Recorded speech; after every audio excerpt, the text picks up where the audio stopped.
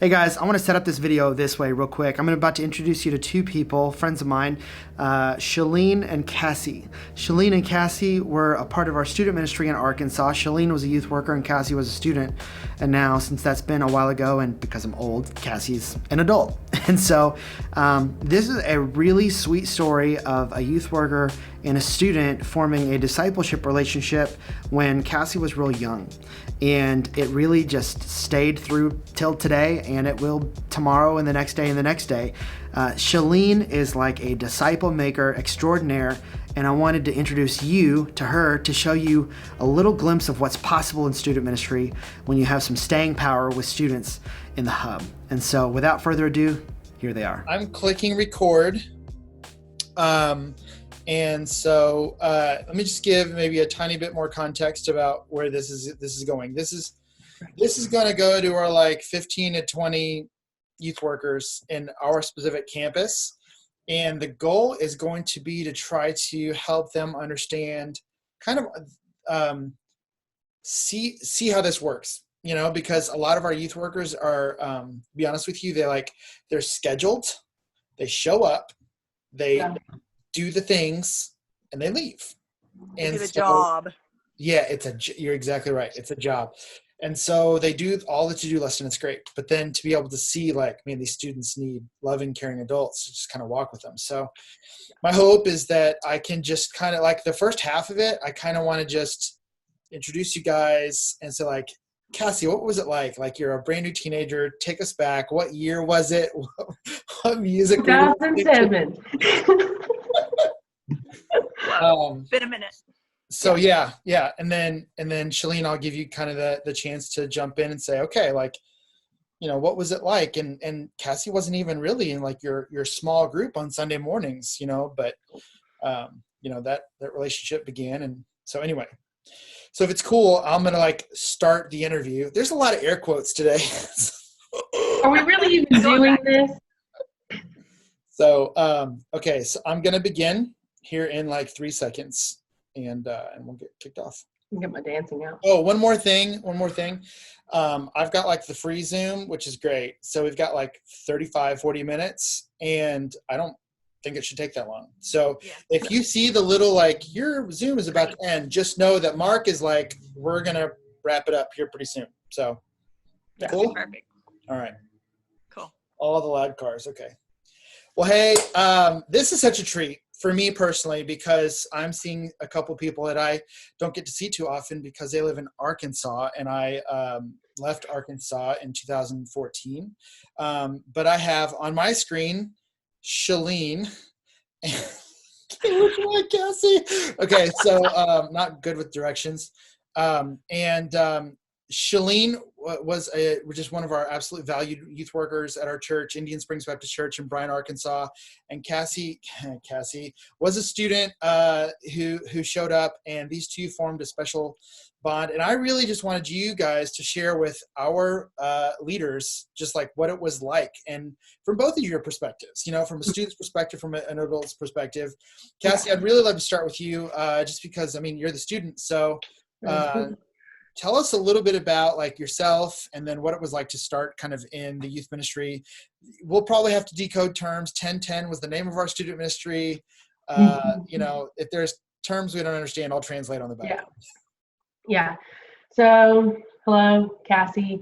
So I wasn't really raised in a Christian home. My dad was kind of verbally abusive. My mom was gone pretty much always. She was the like money maker, like, you know, flip stereotype of like the dad's typically the one always gone, whatever. That was my mom. And really, by what I call like divine assignment, ended up at 1010 on August 22nd, 2007. You remember that? Yeah, I mean, it's, you know, important to me. So so I showed up there on my first Wednesday night of 6th grade, totally randomly. I was a little Catholic kid showing up to a Baptist church. Also at my high school rivalries town, because, you know, Benton and Bryant, not mixing. And literally it was completely random.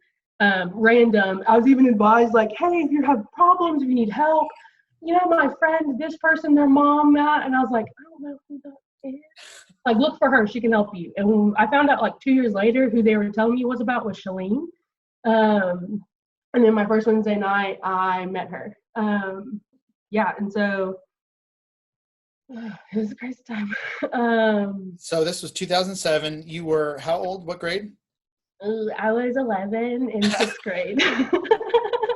I was like 5'8", giant, 11. You had all the energy. If you had energy, I had more than you every time. 100%. Yeah. The thing is so I always like tell Shaleen, like, oh, I'm so sorry you had to deal with me back then, because I was so much energy, but also like because of the home life stuff, like I needed so much attention, and I was just like desperate for it. And obviously God has done so much in all of those things, but for a couple of years, it was really just I needed Shaleen. I needed a mom. Like I needed someone just to be there, to listen to the silliest things that I had to say. And the first couple years probably just being like, oh God, like this kid, like what am I doing with time? But really because of that consistency, when the real stuff happened, when the hard stuff happened, because I mean, like she might have made 11, so Shaleen's been through literally like the hardest parts of my life with me, and has been through the best parts of my life with me and everything else. And so when those things happened, when I eventually was like, I think this Jesus thing, like I actually want to give it a try, like she was the person I knew I could talk to, because I talked to her about every other thing. So I knew I could like start doing that. And so that led into obviously like the grand scheme of 13 plus years now. Okay. Yeah. You've known Shaleen longer than you haven't. That's crazy. Yeah. Okay. So Shaleen, you were a volunteer, and you had been volunteering for a while before that. Tell us a little bit about yourself, kind of the volunteering, meeting Cassy, that whole story. Okay. My children were in the youth, and so I moved up because my daughter refused to go unless mom was there. So that was part of what happened. I moved for my kids, and in the process, volunteered in different aspects of it, but loved the greeting side of things. Loved being able to talk to the kids and get to know names and make connections. And Cassy just was one of those kids that stood out. For good or for bad, depending on the day, you know. She wasn't a bad kid, but she was a lot of kid energy and attention. But I felt like she needed something from me, maybe just some attention that she didn't get at home, not even realizing what was going on in her home. But just seeing that she had, I felt like she was kind of alone, you know? And so just trying to make sure that any child that ever felt alone up there, I wanted to reach out, especially to them. God just placed that on my heart, and I didn't want anybody to feel left out. And so I think that was probably the first part of the connection for me and Cassy, was I felt like she needed to fit in, to feel like part of the group.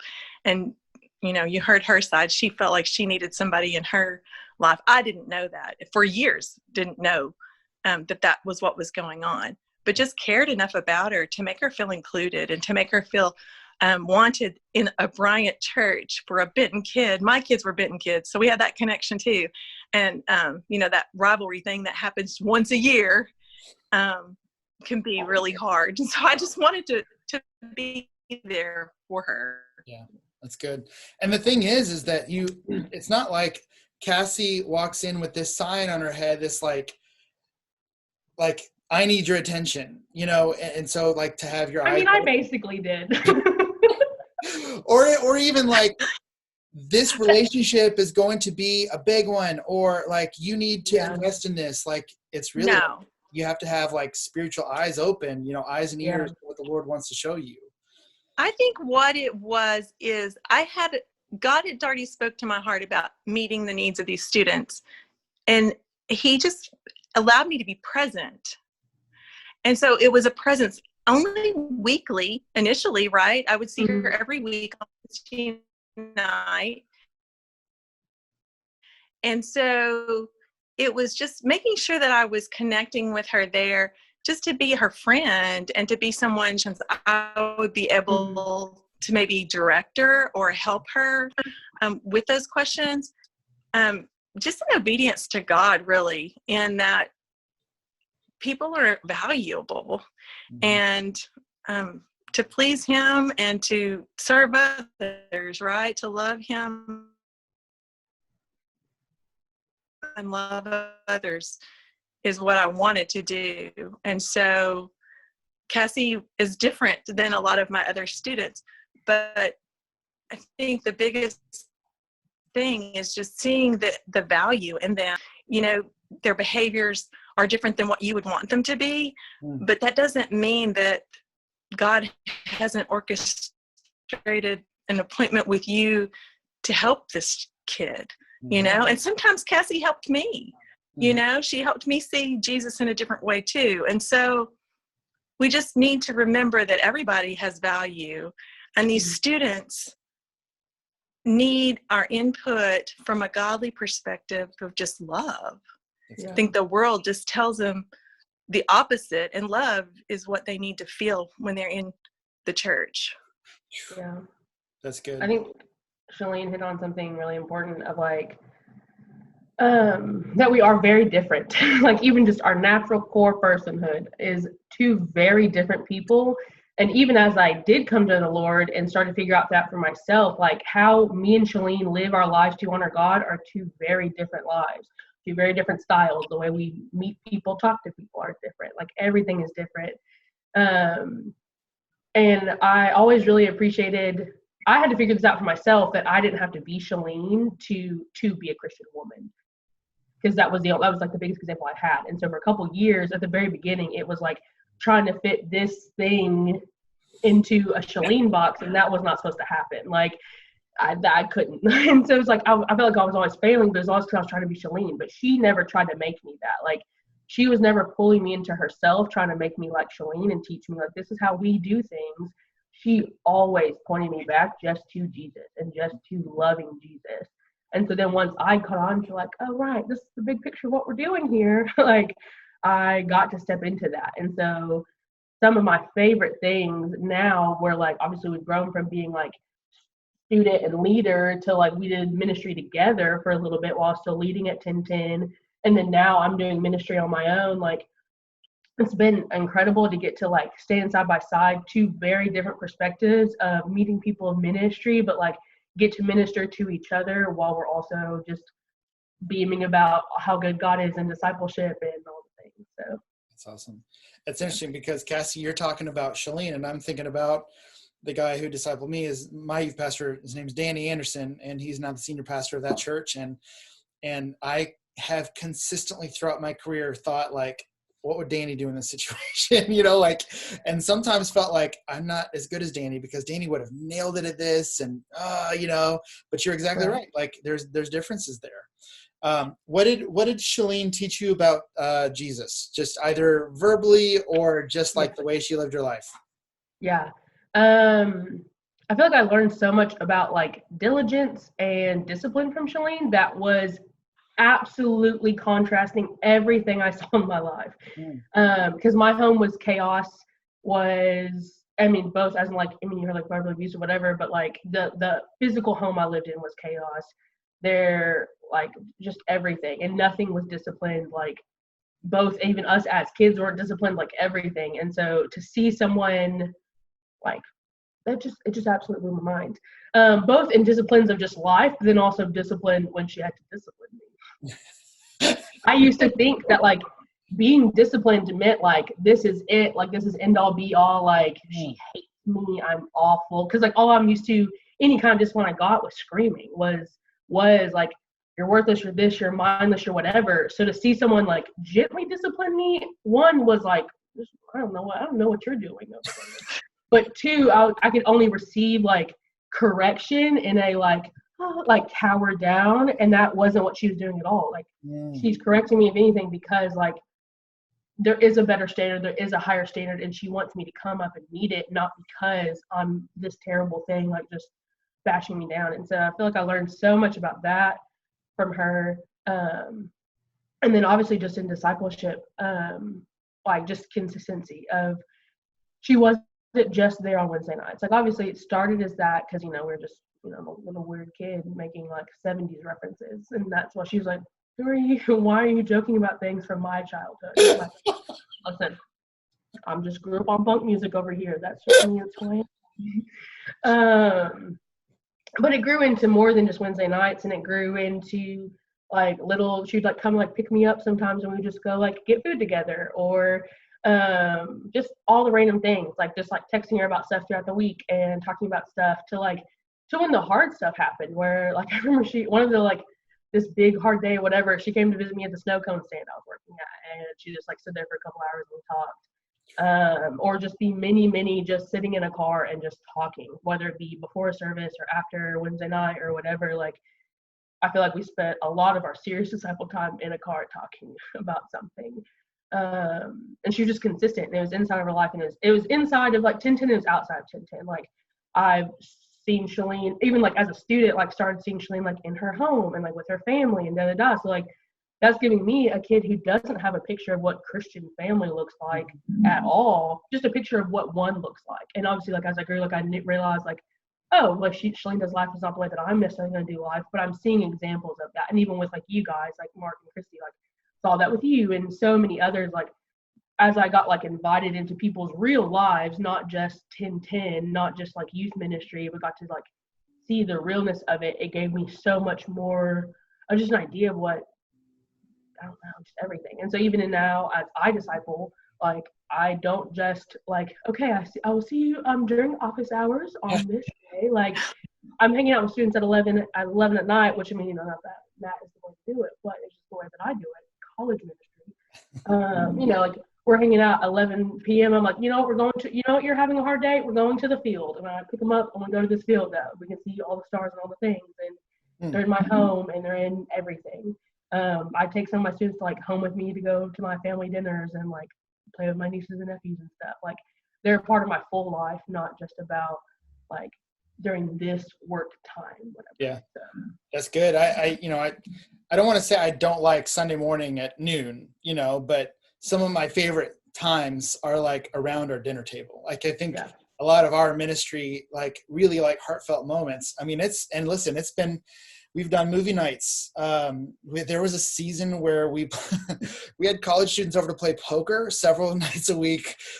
No gambling or anything, but it was just the thing that we did. And I remember that season, or it was, watching Duck Dynasty after Wednesday nights at the Clifton's house across the street, like when that was popular, and it's, or if we all were like, let's all go to Chick-fil-A all together, and I think that's important to be able to see that if it's ministry, and then one of the things that you're talking about that Shaleen exemplified for you is that there's kind of a whole life thing, and discipleship is kind of a whole life thing. And so there's students that will still call me, and I know you guys still have your relationship. I still call my youth pastor. In fact, out of the blue, like recently, he called. He said, "You were just on my mind. I just thought I'd check in." And he's in Indiana. I'm in Texas.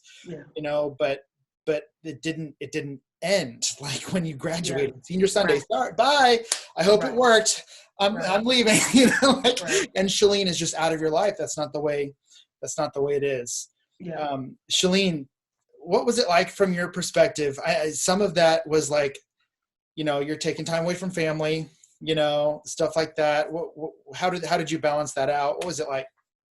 Yeah, well, some of it was including her in the family time. So that was helpful. And I thought it was good for my kids too, to have a part, like some relationships there.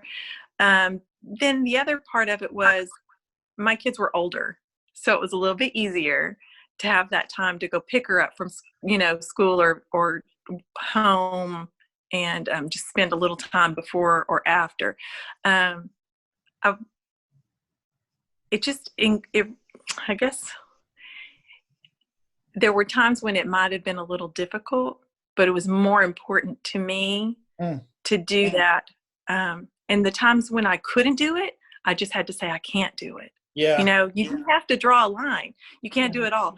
But most of the time it was like, what's a few more minutes, And so let's just do this because it's a good thing. Yeah. And you may have even taught Cassy about boundaries Yeah. I remember there was times where Scott Workman eventually, who I should do one of these with as well. Yes. He's off in California. He would say, like, after a couple years of having a relationship with him, like, I know that you got family, so say no if you have to. But it was through that, like, right. Sometimes I can't, sometimes I can. But if you can, then awesome. You can Right. jump into that. Yeah. And I just can I ask both of you from your different perspectives, if you had maybe one or however many points of advice for like today's youth workers. And I don't know that anyone knows how to be a youth leader in a pandemic, and then there's no book, Right. But just outside the pandemic, what are the one or two things that you think, from a student's perspective, from a leader's perspective, that are like, man, just don't ever forget? And either one of you can go first if you're. Right. From a leader's perspective, just seeing a person, seeing the person, and not just seeing a kid or a number come in the door, I think is crucial. You're not going to connect with every kid, but there are some that you're going to connect to, and make an intention, when you go to interact, to meet somebody new, or to invest a little more time in someone you got to know a little bit.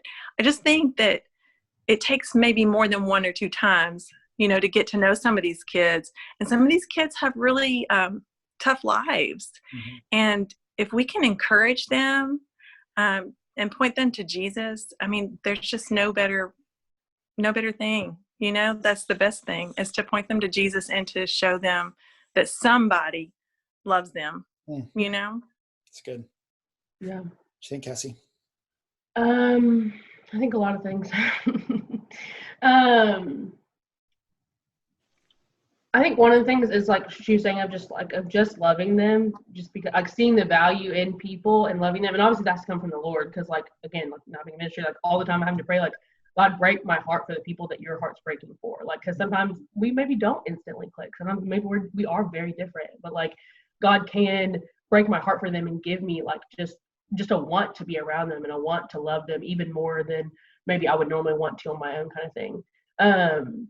I remember there's this moment at beach camp in 9th grade, and it was one of the, like, there was something happening at home, I don't remember, but also just trying to, like, wrap my head around, like, just the bigness of God. It's a lot to take in. Still a lot to take in, first of all. But we were sitting on this little bench, and I was bawling about something, and I was just like, like, Shaleen, you are the first person to convince me that unconditional love exists, because you didn't have to choose me. You've never had to choose me, and you still choose me.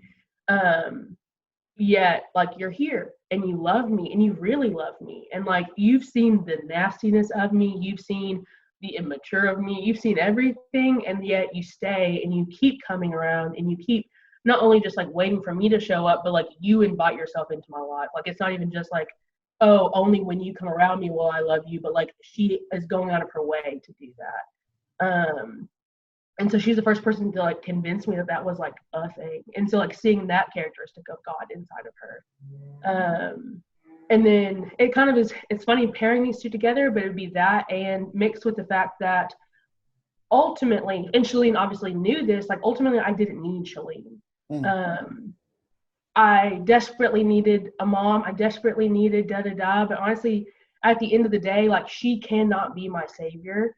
And I had to come to that point where, like, because, obviously, like, I feel like we all have to kind of do that with whatever that thing is in our life, whatever. But, like, Shaleen was who taught me about Jesus, and who did convince me of unconditional love, and who did And at some point I had to realize that I was putting her, like, above the Lord, really, in trusting her, and where I was getting my place of love and and all these things. And when I realized that and had to take her down from that, was when I feel like it's where it probably started shifting from leader and student to, like, we're friends and we are following God together and we are doing this thing together, was when that moment happened. Because, and Shaleen never tried to be my savior. I feel like I've even had to learn that, like, in like, I've started with you in, like, youth ministry and in cell groups, throwback, started technically, like, discipleship stuff in 9th grade, so, like, 2010. And so it's been 11 years of learning, like, what discipleship looks like me discipling looks like. And for so long, like I had to learn, like pulling them into myself and trying to make, like, see how I've seen God see this thing. Like I can't be people's savior. That has ruined me at certain points. And so like Shaleen never did that. She always pushed me into like going and following Jesus. And even sometimes in the boundary setting, even when she couldn't show up, even when like she's not supposed to be my savior. She's not supposed to be there at every single moment of like fall and hurt and whatever. Like sometimes that just needed to be Jesus meeting me. I remember one of the worst times in my life, like we're not going through the story, but we're going through the point that I was really struggling mentally. And Shaleen texted me like, I wish I could fix it. I wish I could do something, but the truth is I can't. Like, I can't heal you. What I can advise you to is to pray, and to pray hourly. And so I was in high school. I wasn't allowed to have my phone. I literally like snuck into and I'm a rule follower. So I snuck into the bathroom and texted Shaleen because I was like going through it. And she texted me like, pray every single hour, tell God that you need him and pray for him to come and meet you in that need. And he will, because he loves you and he wants to meet you where you're at. And so I did that. And like, that's when I started seeing, that's when like even my relationship with the Lord changed in such a drastic way of recognizing my deep need for God and God only. And so I would say like before ever pulling them into yourself or trying to meet every need because you're trying to love them, like there's a balance of loving them, of being there, of being consistent, but also like pushing them into Jesus above anything else, because the truth is what we need and what they need is only Jesus, is the sacrifice he did for us on the cross. Like that is the moment that we all are in deep need of. So. Good. And I think Shaleen would echo me in just saying that we're obviously seeing you own your relationship with the Lord, and Shaleen has impacted hundreds of teenagers, over the course of however many years she decided to serve in student ministry, which is just a miracle that she put up with that many years with me alone. But I'm sure she thought about it every once in a while, like, do I really want to do this? No, but she impacted all kinds of different students in various ways. All kinds of students remember Shaleen Phillips, but there was one student that obviously she was able to zone in on. And, there's other leaders that were able to zone in on different students. And I think that's the key as I'm thinking about the transferable principle, because some of this can seem pretty heavy for like, holy moly, like, I don't know that I can build this kind of what you guys are talking about with another student here. And the truth is simple, just like Shaleen is saying, like it's just a person. It's an image bearer walking in the room who needs Jesus.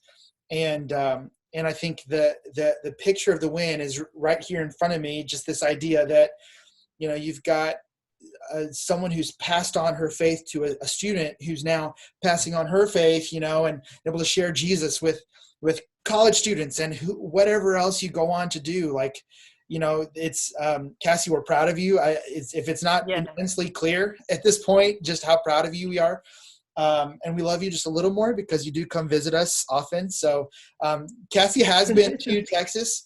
Shaleen and Cassy have been to visit us in Ohio. So we love you guys. So anyway, I just wanted to have you guys share with our youth workers just kind of a glimpse of what's possible. And I think even if every adult was able to just lock on with one student and just hunt that one student down every Sunday or Wednesday or call or text or whatever, just to drive in that influence. I mean, gosh, it's monumental what can happen. Yeah. So, thank you guys for sharing. I know that you guys are just kind of like, this is new. We're not used to doing these Zooms, teaching, this kind of stuff. But thank you guys so much. Shaleen, thank you for serving. Cassy, thank you for continuing to grow in your relationship with God. Man, just I appreciate you guys. So, hey, thank you, Mark. Yeah. Thanks for chiming in. All right. Well, I will catch you guys later. All right. To our youth workers. Hope you enjoyed this. And there we go. It's over. Bye. Bye.